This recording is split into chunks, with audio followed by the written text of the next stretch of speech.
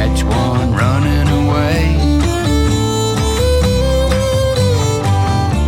And they both dream about the wild old days when there wasn't a wire from the Rio Grande up to the boat, and nobody ever heard of a Wild West show. Howdy there, I'm Matt McKinley and we're burning daylight. Well, howdy there, daylight burners. Happy Friday. The week is over, unless you're working out in the real world, and then it's just another day. But anyhow, Friday.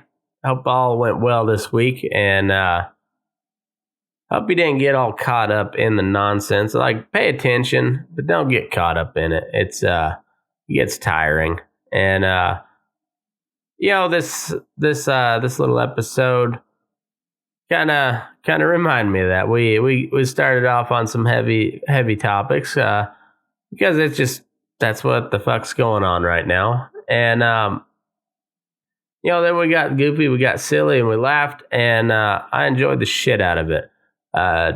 Jesse was supposed to join us tonight, but he is currently recovering from the Rona and was hacking up a lung, and so he wasn't able to whoop it. So he went ahead and sat out. But we had Matt Wilson from Oregon and a newcomer to the show, Miss Niki Cox from she's living down in Arizona now, and had a good little chat about a little bit in everything and anything, and I enjoyed it. But before we get into that, I got some sponsors that put this all together for me, and I appreciate the shit out of them, so I got to tell you about it.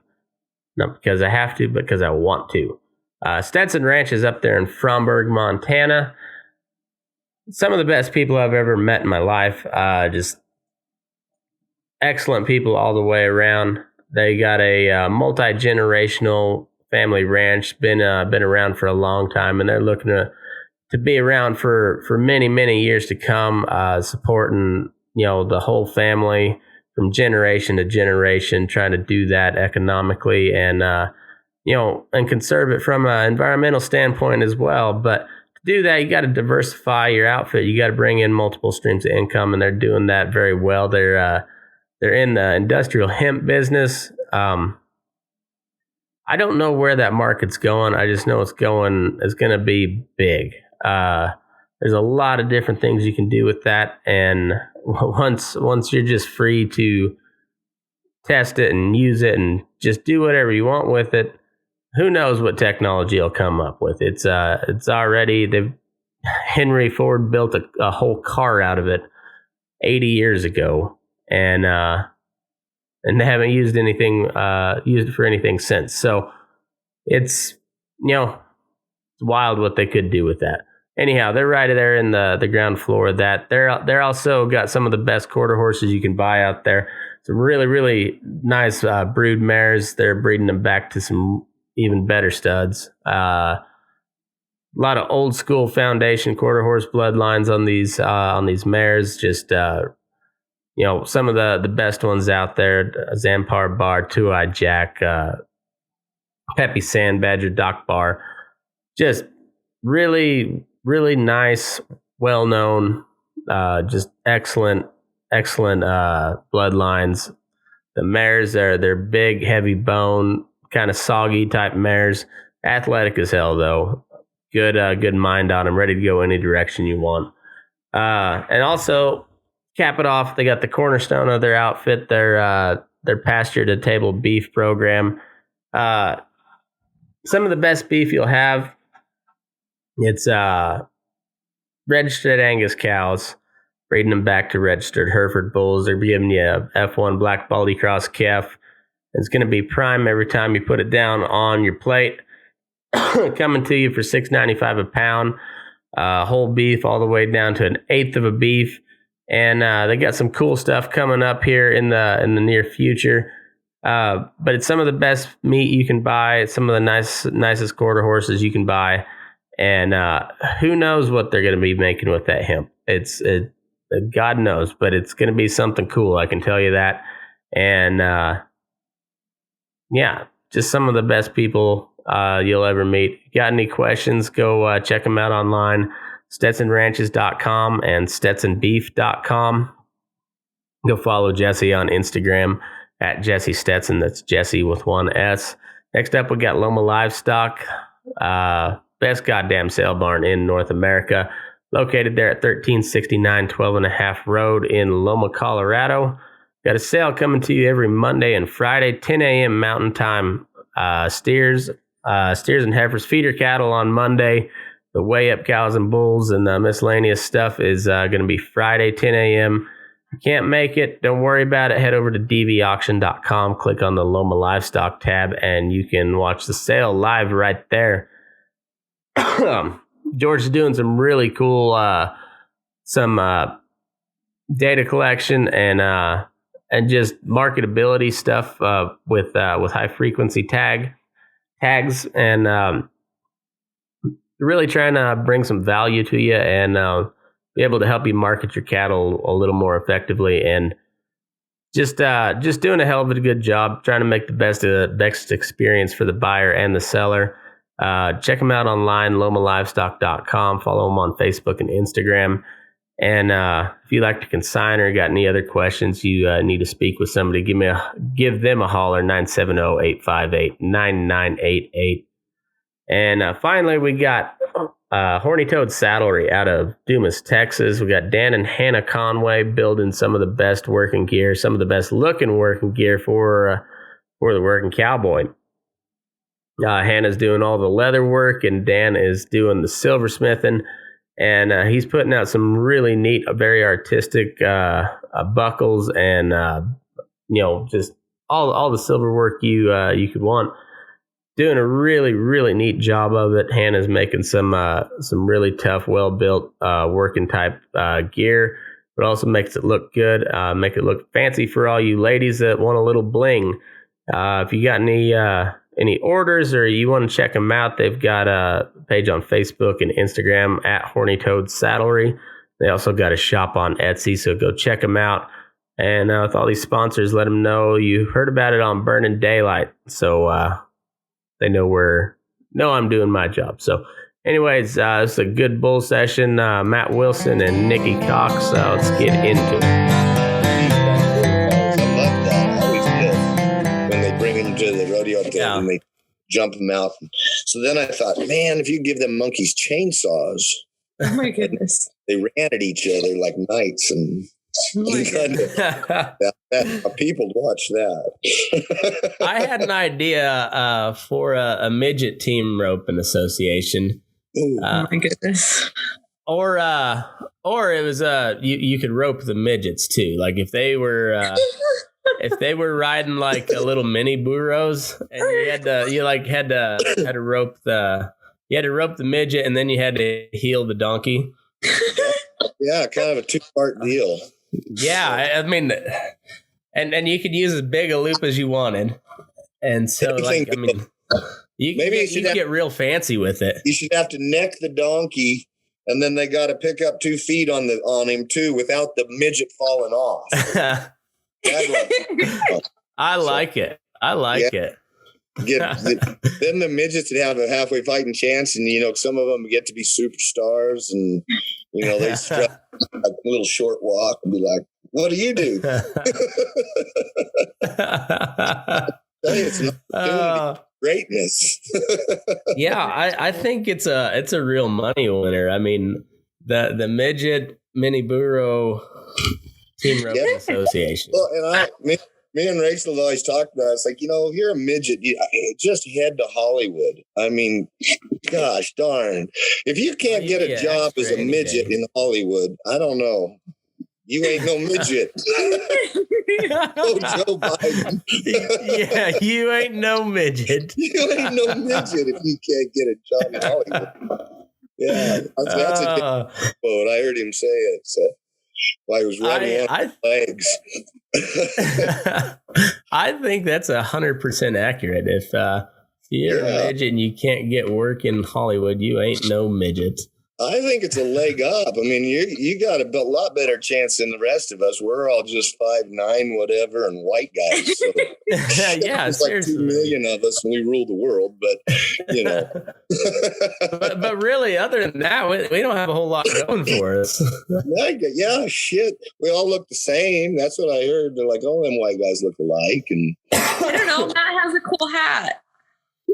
oh, yeah. Thanks. It's a great basin. They're out of Elko, aren't they? Sets you apart.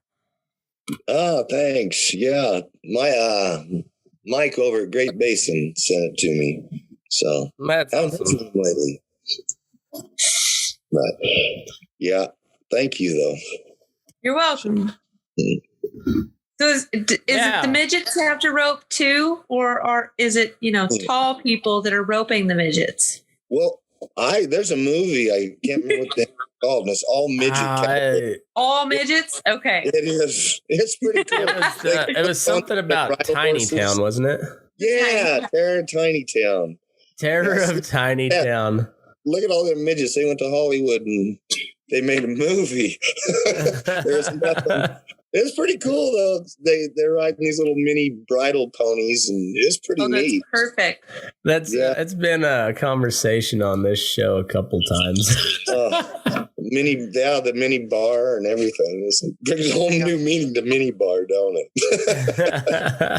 I mean, they already have the mini bull ride. Piano player. There's a mini dancer, mini bartender. Oh, a bunch of cute little shits. Let's see. I have violated some PETA rules, I think, and probably a few human rights rules. So there is a disclaimer that I don't know all the rules. But anyway, so I hope that doesn't hurt anybody's feelings too much. I feel like we don't really go by the rules anyways. No. No. You know what? It's 2020. There are no rules anymore. Oh God, ain't that the truth? I made a comment on some deal that they made dark band-aids for dark people and whatever, and somebody was like, "Are you kidding me? They've always made band-aids and whatever." And I said, "I like the Snoopy band-aids." And some guy told me I wasn't a dog, and that was culture appropriation.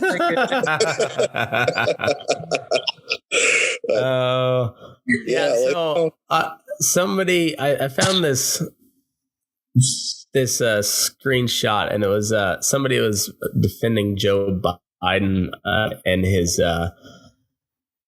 inability to finish a sentence or complete a sentence or a thought. And they're like, Joe Biden is not, he doesn't stutter because he's old. He stutters because he has a disability. And so I posted that screenshot in the caption. I was like, paraphrasing, of course, but he doesn't speak like a tard because he's old. He speaks like a tard because he's a tard. And it did not go over very well. Oh my gosh. That's great. It's all the way you say it, isn't it, though? Right. Yeah. That's exactly what they were saying. They were just saying it a little more delicately. Yeah. Of course.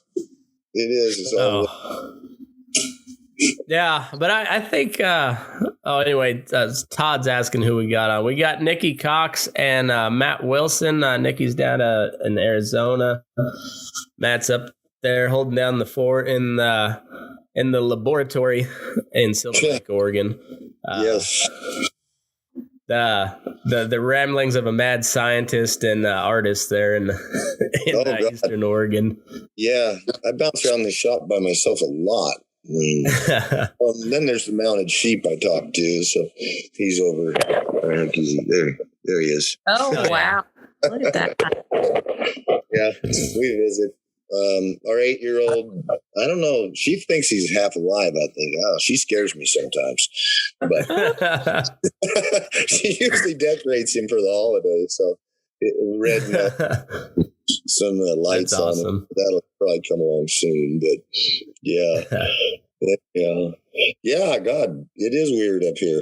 We got Portland, and we got all kinds of crazy shit. So yeah, I don't know how Portland's still standing, and maybe it's just one. I've heard from some people it's just like one part of Portland, but I was like, boy, just look at if you watch the cable news very much, which I tried to watch as little as possible, you just think, I just picture that place on fire all the time.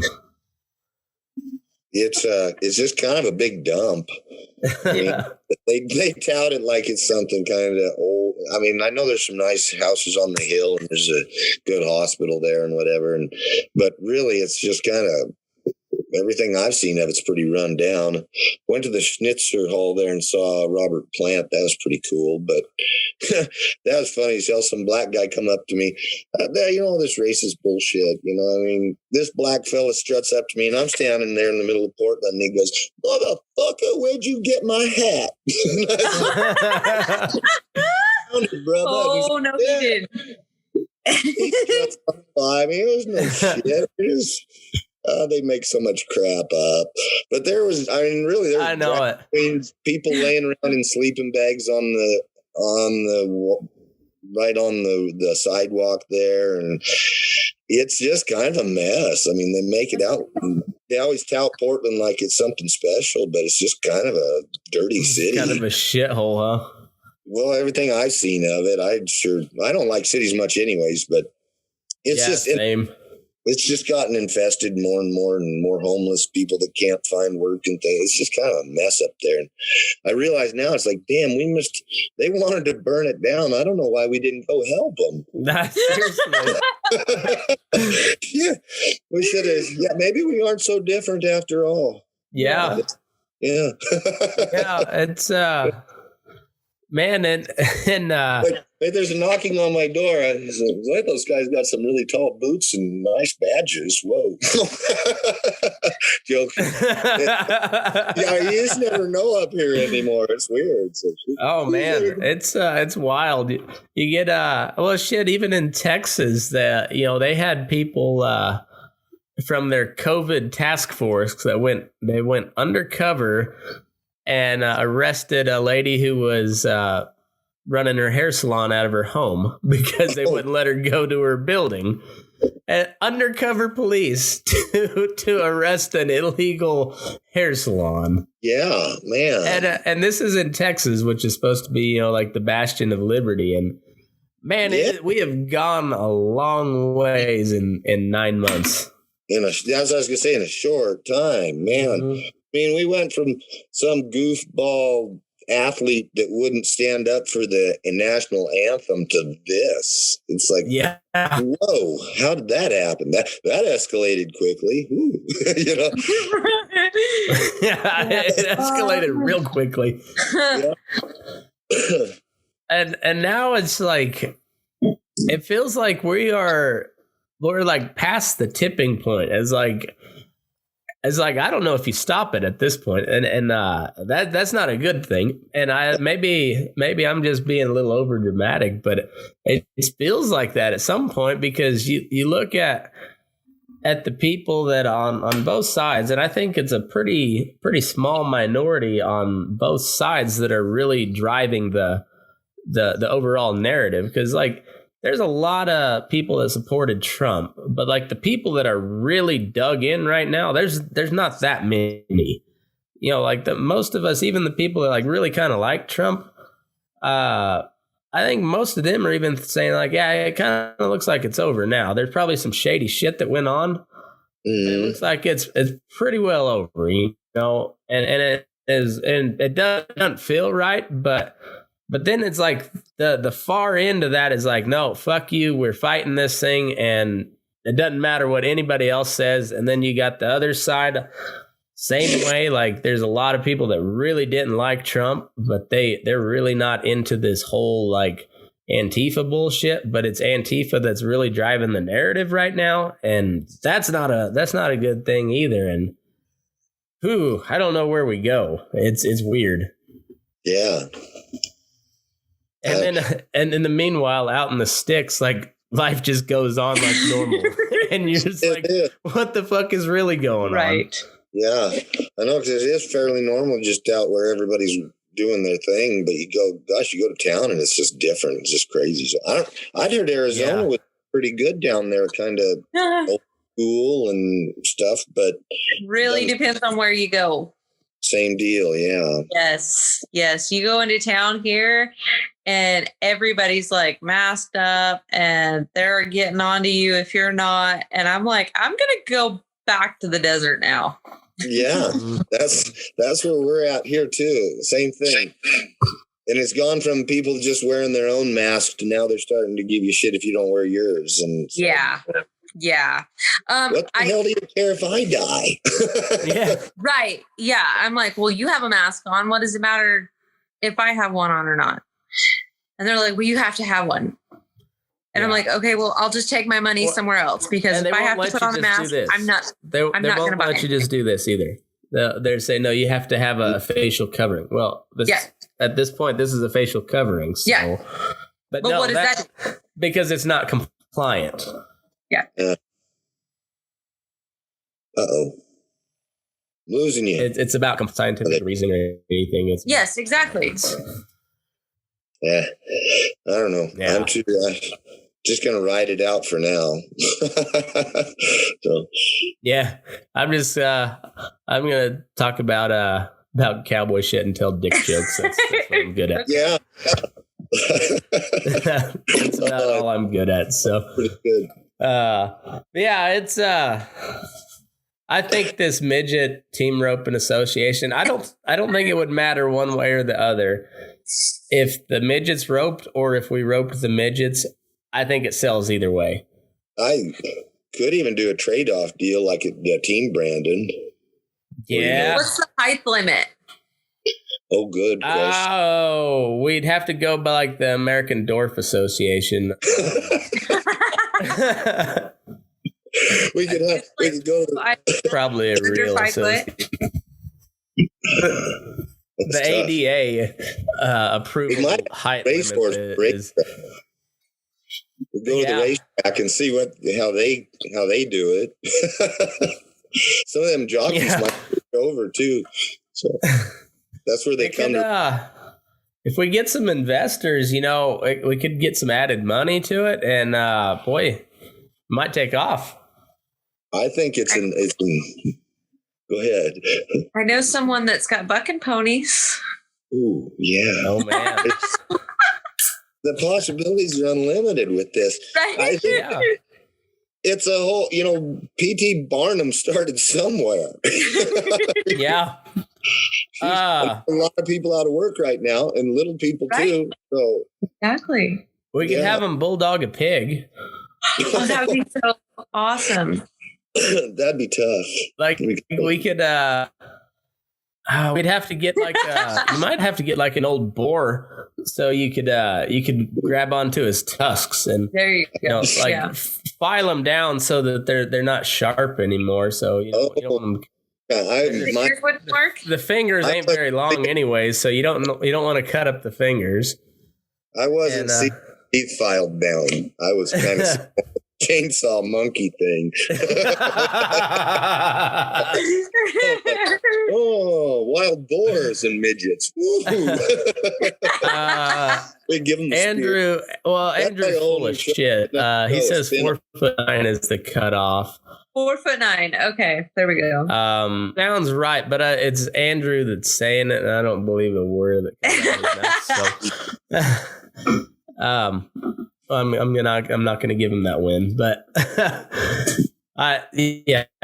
4'9". That seems 5 foot and under, right?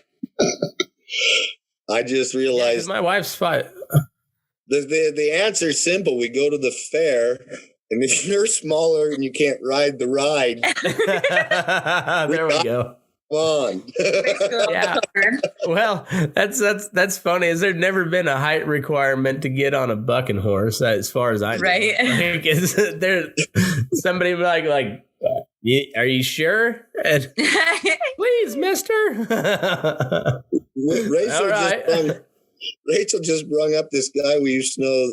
His name was Benny. I can't remember his last name, but he was probably about 4 feet tall. And I'll be damned, he rode full-size horses. He had blocks on his pickup truck, pedals and everything. But I wasn't going to say shit to this guy.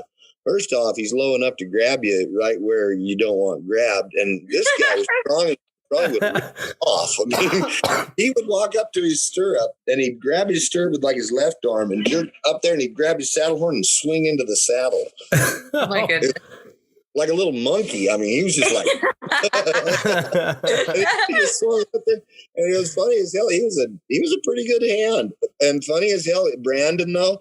I mean, you see them guys on them catamaran sailboats that are leaning way out. You know, I mean, he'd get about 100-pound calf on there, and he was standing in his left stirrup and had like a weight in this arm. And yeah, his old saddle was getting rolled a little bit. That was the only thing that ever bothered him. Yeah, because he was, I couldn't believe I'd get on them horses. It was pretty neat. Yeah. That's pretty cool. You ever notice the shorter they are, the taller taller their horse is? Well, yeah, that's kind of like pickup trucks too, I think. Yeah. The taller they were, yeah. Yeah. So anyhow, I ride a Shetland pony, but yeah. I came from the high plains, so we all ride those short little cowbred horses down there. So I come out here to Nevada, and everybody's got those leggy desert ponies, and I'm like, I get fat enough in the winter where it's hard to pick my leg up as it is, and then you add a couple layers on and add another 10 years to it. Yeah, no kidding. I can't wait. That black son of a bitch I ride, I used to laugh at the boss. He'd lead his horse down into the ditch of the road. And I used to give him shit. And I'll tell you what, I look for any low spot and any high spot, I can get an advantage. Yeah. I know what you're saying, them leggy long horses. I always liked them little 15-hand bridle ponies that just spin around, and I had more underneath me when I could jump around and get out of the way and do stuff, than a big old lumbering horse. So yeah, I like something that's just quick, just be able to move on a dime, and and then if they decide to buck, they're a little closer to the ground, and that's fine too. Exactly. That gets better and better. Yeah. That's why I ride a Shetland pony, but but those guys are assholes. those Shetlands are real assholes. I can take them on, but I could do a real Dan Hartman clinic on a Shetland pony. I'd take that quirt and give him a real over and under. Tell him you said that. After you're done and just let him out from under. Bring me another one. Boy. Yeah. You can tell Dan the only time I could copy Dan Hartman is if I was on a Shetland pony. And I'd dart Dan Hartman the fuck out of him. Oh man. The other thing that was always I thought of one day, I was like, everybody likes these great big old sons of bitch of horses. And I can definitely value one. But when you're using a grass rope or a rieta, how much does that big old horse really do you? I mean, go to dragging, you're just going to break your rope. So, but nowadays for dragging in a trailer and things, a big old horse like that's pretty nice. And they are good for covering a lot of country. Yeah, for sure. Oh, that reminds me. I rode this horse on the ZX called Stretch, and he was a goofy. You had to ride him in a hack more because if you got in his face, he'd go over backwards. And he was, God, I swear he was about 18 hands. And I got it. He strung him. A friend strung him to me because he got his appendix took out, and I need something else to ride. And we were up north on the desert, and so I was riding this horse, and I rode him for a half of a day. I had to pee so bad, but the ground was level. And I mean, I rode him a half day before I found enough rise to get off and take a leak so I could get back on him. And he was so narrow. My saddle cinch was hanging like 4 inches below his belly. I used to ride a rig saddle back then. And I swear I didn't even know my cinch was loose, but he was tall and narrow. And so we were going into Dominic Corrals with a bunch of steers, and I whipped up to the lead and ran up there to open the gate, and I bailed off of him. And just remembered falling, and I like, the ground should be here, and I just kept going down. What the hell happened? And then I hit the ground finally. I was like, son of a bitch. He was pretty tall. Yeah, they can be too tall, that's for sure. Yeah, and they just in the winter they just get taller. It seems like, you know, just every layer you add, you're just like, oof. Yeah. I have got another story about layers. Yeah, I learned this, that a spoonful of shit can ruin your day. It doesn't take very much. So I was trotting across the Narrows. It was a winter, and it's just this big old flat stretch out there, and it's kind of lake bed bottom deal. And I was trotting out across it, and the wind's blowing like a son of a bitch, and it's snowing. And you know, it's blowing so hard, there's like a half an inch of snow is all but a stick.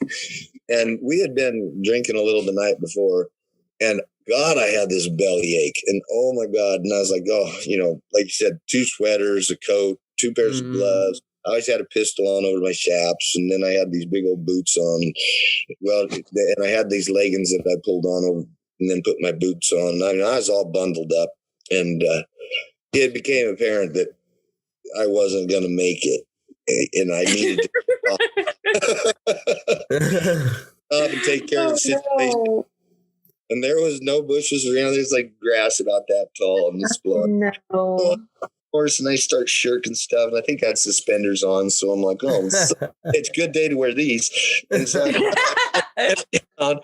I was never, my wife asked me, she's like, what the hell happens to your socks? And I was like, well, other guys ruin their shirt, but I don't ruin a shirt. There's no way. So I'd cut the top of my sock off. So I got down there, did my business, and I was like, son of a, it was just kind of one of them rimfire kind of boom. And I was like, whoa. I thought, surely there's more. And I sat there and freezing my ass off. And finally I cut the top of my sock off and got all bundled back up. And it's like, oh my God, near frostbite. And I turned and looked, as this a spoonful of shit is all that was there. Oh my God, that's enough shit to ruin your whole day. Oh my God. So, it doesn't take very much shit to ruin your day. I had a similar situation. It didn't turn out quite as good as yours. Oh, but we had this place I'm working at now. We got 2 alleys full of dairy lockups, and so we breed a bunch of dairy heifers. Or I don't, but we got a crew that does it. And if you did, you wouldn't be this late. You'd probably be sleeping already. Oh yeah. Those guys do the real. Be tired. They do the real work. Drink to stay up this late, probably. Hey, we were doing a sort. We did a preg check the day before. We're sorting out all the pregs, and I had this working for me, and she was a real nice gal, just not real smart at all. Just not much up top. And anyway, I sent her to go set a block gate in the alley, and I was about to piss myself. So I bail through the little man gate, and I get through all the layers. It was a good cold morning, and get her roaring out there full stream, and there happened to be a bunch of Jersey heifers, and one of them kept licking the fringe on my chinks, and I'm like swatting nose, walking forward. Next thing you know, step right in a great big old steaming pile of shit. Whoop, up we go, and I'm midstream. You know, Matt, you know how it goes. Once you get started, once you start, you can't stop. You can't stop. And so like I'm laying on my back like a fucking turtle, just pissing all down my leg. And at this point, you're just like, well, there's no point in trying to get up now. I'm just better just finish it off. And the rest. I'm glad them heifers were on the other side of the fence from you and didn't. Yeah. It could have been real bad the other way around. They could have drug you off to their lair.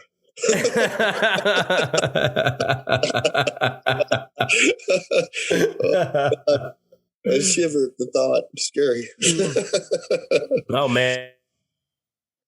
I know a guy that got blamed. This one fellow And can you blamed imagine of Jersey heifers would be like? Boy, that'd be about the dumbest conversation alive. I don't know. I think I've had that with some before. Yeah. I don't know what it is about going to the Cowboys. Roger Peckneck used to be the worst. Oh my God. He'd like would have you trot, he'd wave and be like, hey, trot over there to him and trot down, cross and up, and you'd be like, what's up? And he'd go, look at that. You'd be like, you disgusting son of a bitch. He'd wave you all the way over to show you his leavings. And he was like, you fucking God, he was funny as hell though. He was funny, yeah. He'd bring home cowboy poetry. The camera phones started coming out my probably sophomore year of college, and I cannot tell you how many pictures of somebody's shit I had on my phone. You know, just every one of my friends. I think that's solely what we used the camera phone for, was to take a picture of your shit and send it to your buddies. I'm just glad I came into this conversation tonight, because that never crossed my mind, but it's not going to leave it now. You have a friend you haven't talked to in 10 years, and they'll just go, who is this? Hi, this is Matt Wilson, just checking up on you. One of my shits. Merry Christmas. My brother, yeah, I'll have to send him this. Merry Christmas. Yeah, I had to send it about 2 a.m. to him, wake him up. I might have to Photoshop like a Christmas card, but just Photoshop piles of shit somewhere in a family Christmas photo.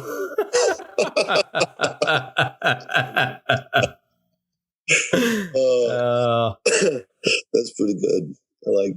I had visions of a little Christmas tree, little poop Christmas tree. Oh, Mr. Hanky, the Christmas poo. Oh God, he was pretty good. Yeah. Hey guys, I'm still here. Sorry, Nikki. Yeah, I felt bad about that. I didn't know how to take away. I actually did think about that. Oh God, can you let me cleanse? I've got to cleanse here for a minute. If I get this out, maybe I'll feel better, because okay, let's hear it. You're never supposed to say anything to a gal about maybe her being pregnant unless she brings it up. And oh God, yeah, absolutely positive this gal was probably pregnant. And I mean, I went through my head and I was like, no. And I was like, I'll just say something nice to her about it. And she wasn't pregnant. Oh no. The whole rest of the day I just walked. I went with my wife and I'm like, I was like, oh my God. And I might actually see the gal again too. It's just the really bad part. And I was like, oh, that felt so horrible. Next time you see her, she'll be 120 pounds and just looking hot. And she's like, you made me do this. And I'll just say, you're welcome. And there you go. Yeah, that's right. I'm sorry. Donations accepted. About it. You're welcome. I could help. Oh God, I'm pretty good at doing shit like that occasionally. And then you can just start your own Instagram fitness page. Yeah. Hey, why don't you do? You're welcome. Oh God, yeah, I felt pretty bad. I did for quite a little while. So yeah, I just I don't know why I had to get that out, but thank you guys for letting me get that out. I feel like the priest and kind of expurged it. Well, we are starting our own church here at Burning Daylight, mostly so we can avoid paying taxes. There you go. But our three, I think our three pillars are going to be humor, capitalism, and shit talking. And I think that's it. Perfect. Personal liberty, humor, shit talking, and capitalism. That's what we believe. I was gonna say dick joke, but that falls under humor. Yeah. That's because dick jokes will never not be funny. Right. The one your mom told me was hilarious. I just read that message on when I went to send you the link, and I laughed all over again. So it's the gift that keeps on giving. Oh my God, that was good. Every once in a while, I'm laughing. I'm like, oh shit. That has it's funny. It's funny, some of the people that'll message me and I didn't want to like your meme today because I don't want somebody to see it, but that was really funny. There, I will admit there are some of them I don't click like on. I'm like, oh God, that's a good one, but no way. I don't even care anymore. Yeah, I check it out. Yeah, I don't either. It's I like to laugh, and I don't care if even if it's you go ooh, if it's funny, it's funny. That's right. If it's obvious, if it's obviously a joke, just be prepared to laugh. I mean, there's times when you can tell when somebody says something, you're like, oh, they're not joking anymore, and then all right, let's cool off. But if it's obviously a joke, just roll with it. It's have fun, laugh. It's meant for humor. And oh man. It's too bad they couldn't have broadcasted Blazing Saddles into Seattle. I know it. Oh, I love that movie. That is hilarious. Oh man, they were just heads exploding everywhere. Right. Yeah. You made a movie that tells a bunch of racist jokes, but you can tell obviously that the guys making all the racist jokes are assholes, and the black guy is the good guy. It's like the perfect comedy. I love my favorite is when he's like, "Are we awake?" And he's like, "Are we?" It might be one of the funniest lines in all of movie history is when he just Gene Wilder just pushes him out. Hey, where are the white women at? Just that might be the funniest line ever. And you couldn't get away with it today. Oh man, boy. There's just so much good stuff in there. Send the guy down for dimes when they come up. Yeah, we're going to need a shitload of dimes. Oh, yeah. Plan number 6 where we rape and pillage. You spare the women and children? Hell no. At the end of it. I mean, they brought everybody in. It was like a Blues Brothers movie. But, No, I know. It was, and it was so just over the top stupid that it made it funny. It's like, there was, something come up on my Spotify the other day. I got a set of them Bluetooth headphones because I turned the radio up real loud and then put something on while I'm grinding and I couldn't hear nothing. So I got some of them headphones and I'm like, hey, wow, I can hear music. And sit there playing He Rode a Blazing Saddle. I was like, I was singing along with it. I went in the house and had them on and was singing along. And the kids looked at me weird, but it's a good song. Yeah. I did an episode just the other day. So there's this coffee company that is owned and operated by a bunch of veterans. They're about as patriotic as they come. And they got into a big stink about something or other. And then they started getting a bunch of people from the super conservative wing trying to cancel them. And this is, it's Black Rifle Coffee Company. It might be the most American company on the face of the earth.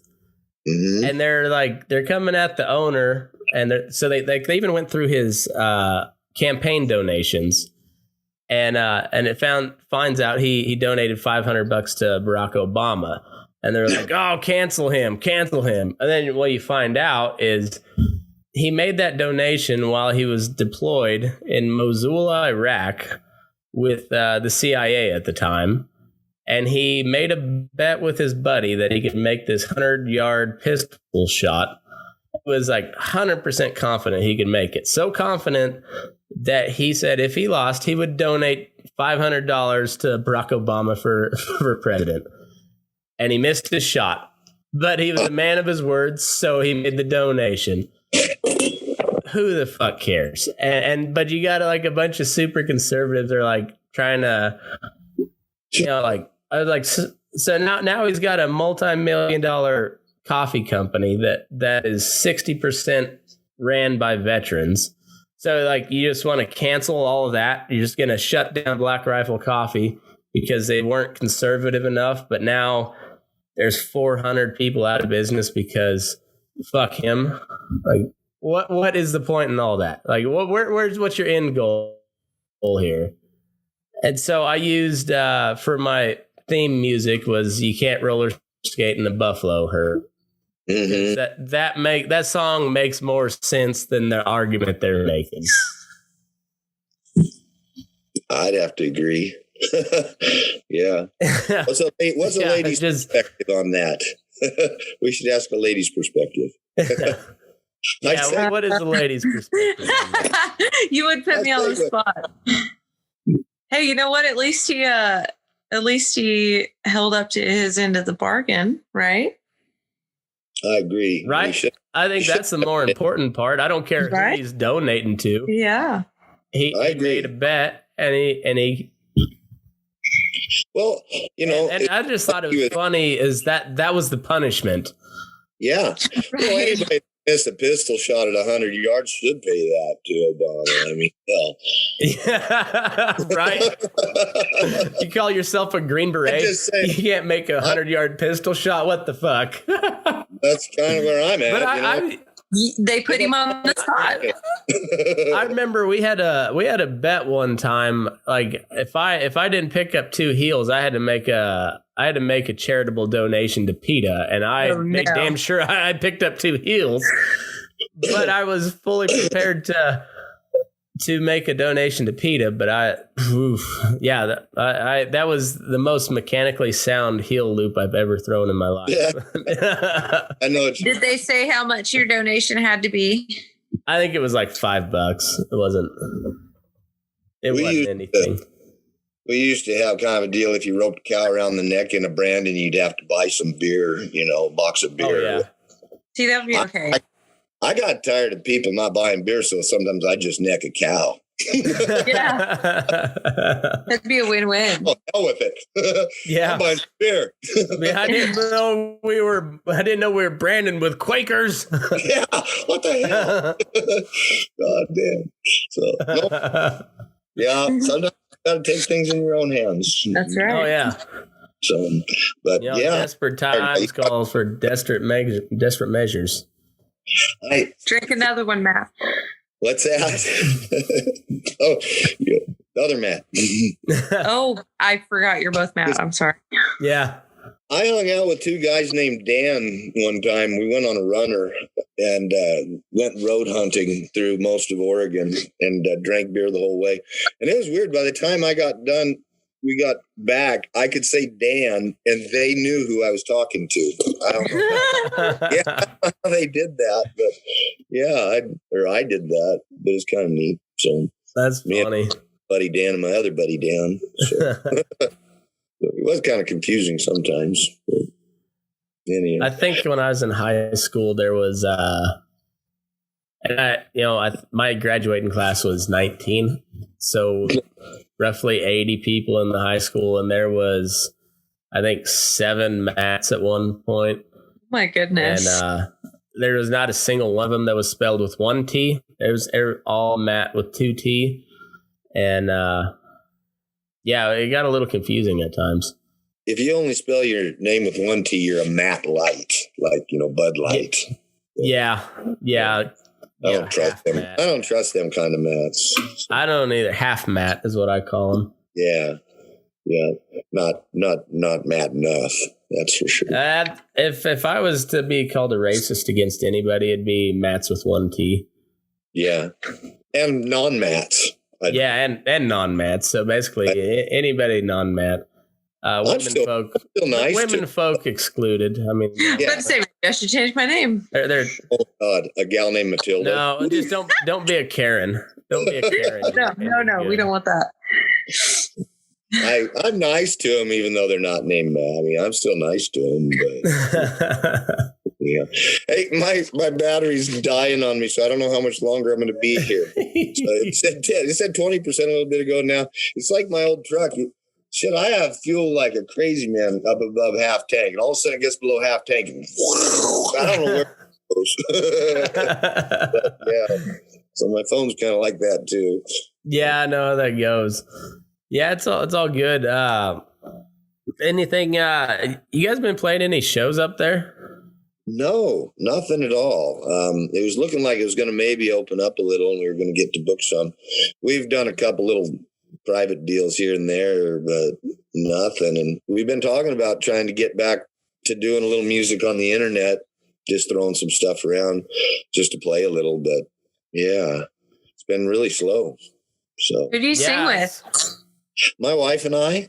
Yeah. Oh, very nice. My battery's dying too. Oh no, you look like. Oh, I was going to say. There we go. You look like a white person, but. Whoa. Yeah, well, I mean, the little white round head, it's a little symbol that came up, and I was like, what the heck? You got to watch what you say these days. I know. Yeah. So I always put my foot in my mouth anyhow, but yeah, my wife and I, she sings really beautifully, and I tell jokes. So kind of like, we're like the Smothers Brothers, but we're not brothers. It's not Alabama. Yeah, we're both like we're both named Wilson, but we're not brothers. So it's like, yeah, usually I fall off stage and things. So. Very cool. Very nice. It's been fun, yeah. It's been slow for I haven't seen many live shows going on at all, and that's rough on, you know, especially say somebody like just starting to make money on the road and now man, can't do anything. Yeah, man, that's rough. I didn't realize how much money we made doing it actually, and then when we didn't, I was like, son of a gun, huh? And it's been really fun too. I mean, like, I've eaten lobster on New Year's Eve lots of times and get to stay in nice hotels and meet lots of cool people. And it's pretty fun when you got a good crowd or they're dancing and things. And I can see it is kind of weird doing the live thing because, you know, it's not like there are some people that really like to perform, but it's nice when people are having a good time and you're there with them and the energy, and it just, you know, just creates an energy and it's fun. And I can see why a lot of people kind of maybe stop doing the live feed thing because, you know, it's just not the interaction. It's not what live music does. So, yeah.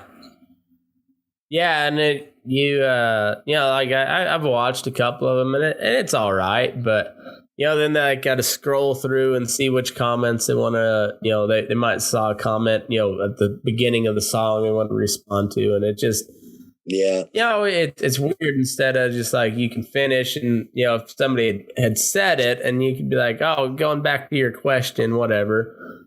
And it's just a whole different deal. And like, it works pretty good on the podcast. You know, it's always would be better in person, but oh yeah, when you got a couple.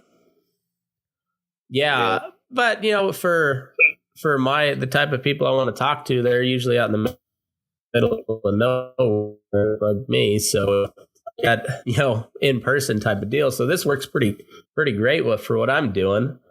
And but it's a whole different deal when you're used to a live audience.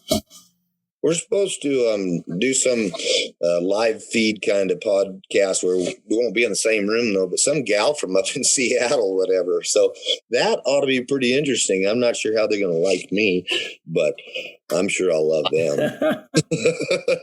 Oh, yeah. Usually how it goes. Yeah. Yeah. Well, it's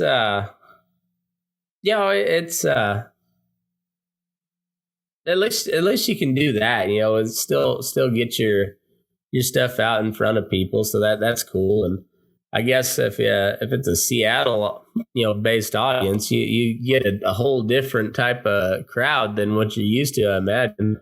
Yeah, it ought to be interesting. I hope they don't hook me to any electrode. They can shock me. So yeah, wouldn't that be weird? Like you're trying to record a new album and somebody just zaps you right in the brain because they didn't like your song. Your last album sucked. I wrote a song called Sunny Pistol Blues, and that's what in the song. That's what the cops do. They shoot tasers into me and drag me out the door. So that's some of the lyrics. But I actually we thought about filming kind of a low budget video, and we went to the local deputy and says, hey, there's a part in it where I get tased and whatever. And he's like, oh, I'll do that. Yeah, that was kind of scary. I think yeah, no shit. Yeah. Well, phone's going to catch out on me. I feel like I ought to say bye before I get cut off. So. Awesome. Well, Wampus Cat Sound on Instagram and Ranch Factor Television on YouTube. Go check them out. Niki Cox, I think she's Behind the Ears Photography. I think her phone must have died. So anyhow, that was a fun time. I enjoyed it. Me too, Matt. So I'll look up Niki's photography if I haven't already, and I'll keep laughing at your phallus jokes. my penile innuendos. Yeah. Half the crowd unfortunately didn't know what we was talking about. That's okay. They're not named Matt. So. That's right. They're losers. Losers, all of them. Well, they aren't us. So exactly. Well, thanks everybody for tuning in. We had a few people stay with us the whole while, and appreciate y'all. And Matt, appreciate you coming on again. And move your ass. We're burning daylight. Hell yes. Thanks, Matt. Thank you, buddy. We'll see ya. Okay, see you out there.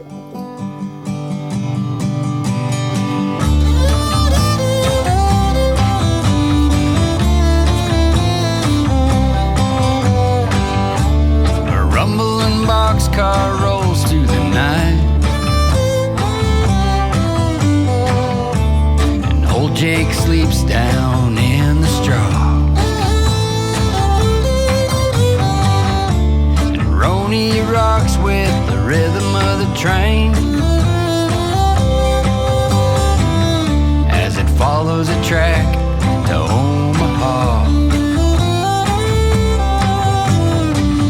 There's a little bit of gray creeping up around Roney's nose, and old Jake is weary from a 500,000 throws. They can still catch one running away, and they both dream about the wild old days when there wasn't a wire from the Rio Grande up to the boat that nobody ever heard of a Wild West show.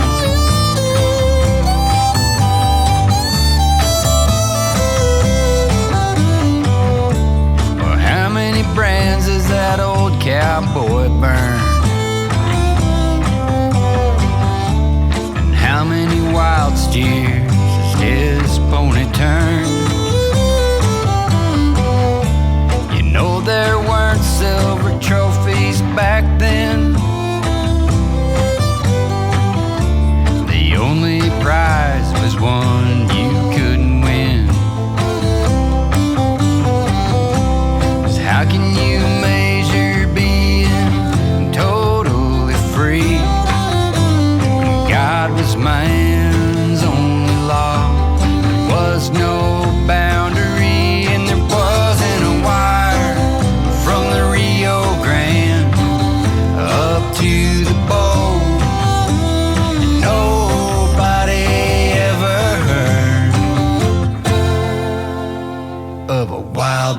Show.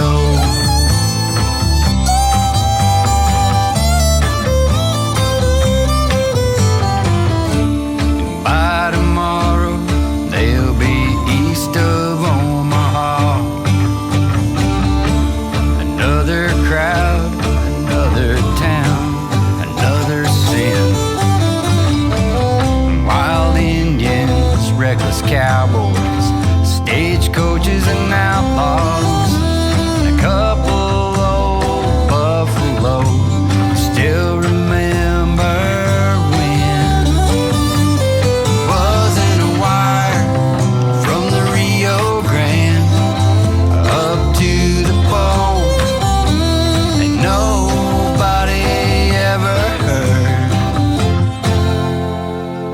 of a Wild West show. The Wild West Show.